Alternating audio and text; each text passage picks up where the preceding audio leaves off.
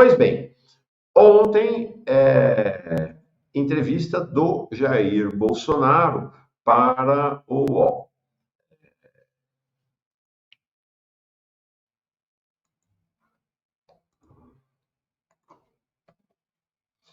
Entrevista do Bolsonaro para o UOL. Então, uma entrevista longa, eu assisti 2 horas e meia de entrevista e ele jogou a toalha. Ele jogou a toalha dizendo, ó, se me condenar a 20 anos ou 40 anos, eu tô morto, tô liquidado. E foi lá, reclamou, chorou. Né? Ele oscilou ao longo da entrevista, momentos mais agressivos, mas no geral foi nessa Bolsonaro paz amor, né? Bolsonaro paz amor, né? Diz que não chamariam a Alexandre de Moraes, é que nem a Carla Zambelli, né? Dizendo que não perseguiria o Luan armado, ele está dizendo que não chamaria o Alexandre de Moraes de novo, dizendo que pode ter exagerado na época da Covid e tal. Mas o fato é que ele não ele joga a toalha, mas vai lutar até o fim, óbvio. Ele não vai aparecer na porta do STF com os braços estendidos, podem me algemar. Não vai.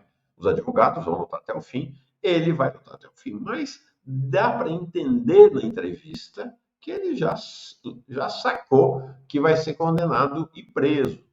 A questão para ele, neste momento, é conseguir prisão domiciliar e tornozeleira eletrônica e não ser recolhido a um quartel ou a um presídio. Essa é a questão para o Bolsonaro hoje. Mas é engraçado porque ele é muito. O Bolsonaro, ele é de uma sensibilidade política muito grande, senão não teria chegado à presidência, senão não seria o segundo maior líder popular do país. Mas, ao mesmo tempo, ele é muito ignorante, muito tosco. Talvez até essa coisa tosca dele seja um dos elementos da liderança, né? E aí, acho que o José de Souza, né, que pergunta, mas você não vai ser candidato e tal, como é que é? Que, quando vai apontar o sucessor, ele fala, olha, se eu apontar um sucessor agora, ninguém vem mais conversar comigo. Então, ele sabe, é o que ele está sustentando a ideia da candidatura dele como uma forma dele se manter na arena política, entendeu? Se ele lança uma candidatura imediatamente, ele cai fora do jogo político de vez, de vez. Mas a novidade da entrevista é que ele, pela primeira vez,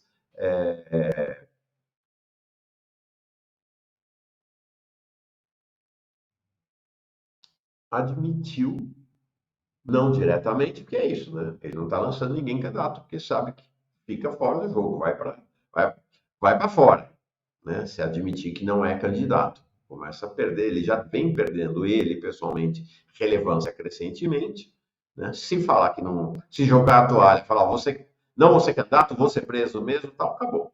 Então, ele, pela primeira vez, insinua a Michele como possível candidata. Né? Ele fala, ela é mulher, é evangélica e fala, bem, peguei até esse trechinho aqui que eu acho o trechinho do ponto de vista político mais interessante. Ele descarta o Tarcísio, pelo jeito a coisa que o Tarcísio está resolvida. O Tarcísio vai para a eleição mesmo em São Paulo, lá no Palácio do Planalto, o presidente Lula e a assessoria dele consideram que o Tarcísio não será candidato a presidente. No Congresso Nacional fala-se realmente que não vai. Gente, eu falei disso aqui há 2 semanas atrás. É uma loucura para o Tarcísio. Olha o Bolsonaro do jeito que é. Ele para ser candidato a presidente, ele tem que renunciar ao governo do Estado em abril do ano que vem. Vocês imaginam, o cara vai renunciar ao governo do Estado em abril do ano que vem, ficando no sol e na chuva o ano inteiro com essa extrema-direita, que só tem bandido, né, com a chance de, a qualquer momento, ser ele apunhalado pelo Bolsonaro ou por qualquer outro da extrema-direita, quando ele pode, se for candidato a governador, ficar no cargo, não precisa se desincompatibilizar, fazer a reeleição, ele é jovem, não tem nem 60 anos de idade, pode esperar pela eleição em 2030. Então, hoje considera-se de fato que o Tarcísio não será candidato. Então, e aí abre o jogo. Abre o jogo. O, abre o leque de possibilidades. Aqui, ó, a Steph orientando aqui. Deu um problema no microfone hoje, baixem um pouco o volume que tudo se resolve. Um beijo. Valeu. Obrigado pela dica. Mara mandando um super sticker, sempre aqui com a gente. Vou pegar o trecho em que ele fala sobre isto. Achei bem interessante, porque é uma virada, né? É uma virada. Vamos lá. Vou botar na tela. Aumentar. E som na caixa. Experiência política, essa altura já tem um pouco, né? Já Tanto que tem ele bastante, tem bastante. está elogiando muito o senhor, né? Não, tem bastante, Tá tem bem experiente. Agora, o que eu queria lhe perguntar objetivamente é, ele diz publicamente, ele tem boa chance de reeleição em São Paulo, Sim. então ele diz, eu serei candidato à reeleição em São Paulo. Agora, se o senhor for condenado e o Lula continuar com popularidade no vermelho, vai passar um cavalo encilhado na frente do Palácio dos Bandeirantes. A dúvida é, o prazo de desincompatibilização dos governadores é abril do ano que vem. Existe alguma hipótese, o senhor considera nas análises que faz, alguma hipótese de o senhor, antes de abril, abrir mão e falar para o Tarcísio, olha, o senhor pedir a ele, seja o candidato?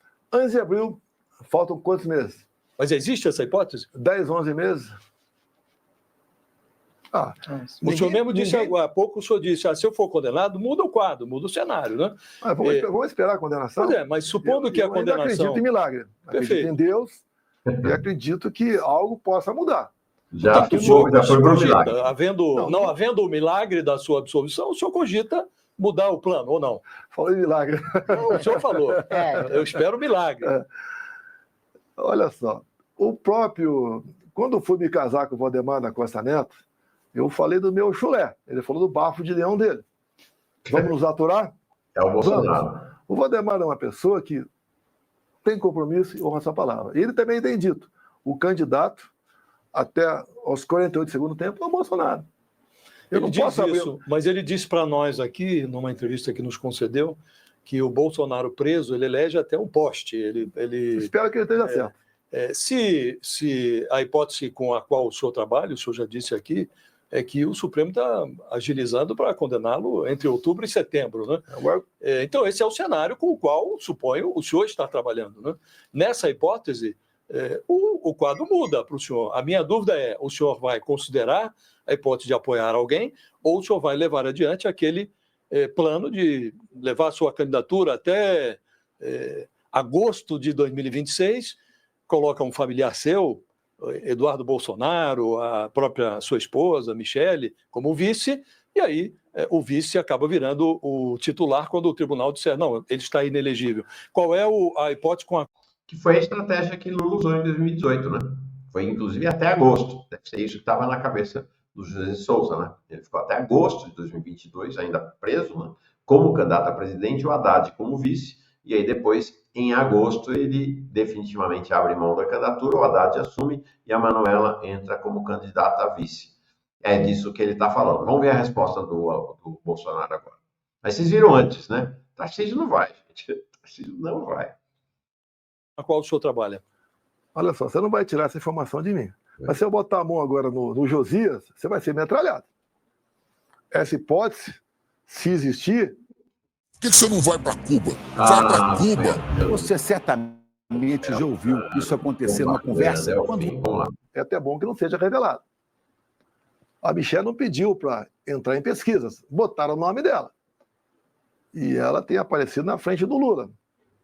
Dentro da margem de erro, mas tem aparecido. Quem é a Michelle? É uma pessoa como primeira-dama, no meu entender, né? Porque a minha esposa foi exemplar. Cuidou da questão social, das pessoas com doenças raras, tratou da comunidade surda, e fez esse trabalho, no meu entender, fantástico. Em silêncio, ela trabalhava na presidência, uma vez por semana ela se encontrava comigo na presidência. Fora isso, ela trabalhava a questão dela. Agora, ela é uma mulher, fala bem, é evangélica, então tem um carinho de uma parte considerável da população. Então, pode ser candidata? Não sei. Tá aí. Então, pela primeira vez, ele admite essa possibilidade. Agora, é interessante que o Piqueiro está propondo para o Maxwell comprar uma assinatura do YouTube Premium para ir. Maxwell, compra.